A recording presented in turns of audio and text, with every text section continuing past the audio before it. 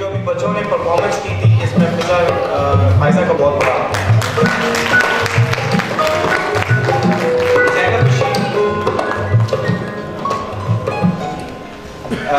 ज़ैनब एक ऐसे टीचर हैं कि ऐसे टीचर बहुत कम पैदा होते हैं।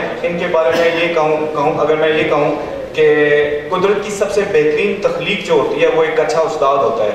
ये ऐसी टीचर हैं कि अभी ये स्कूल से चली गई हैं तो इनके पीछे जो बच्चे थे इनके सारे वो बीमार हो गए थे। उसामा अजीज इनका बच्चा था। मिस राशिदा के बारे में ये बताता हूँ कि इनका जो इनकी क्लास है उस क्लास में सबसे मुश्किल तरीन बच्चे हैं। बच्चों को daily living skills, money concept और उनको फंक्शनल करना, इसमें इनका बहुत बड़ा रोल है। इनके लिए बहुत ज़्यादा तालियां होनी चाहिए। बहुत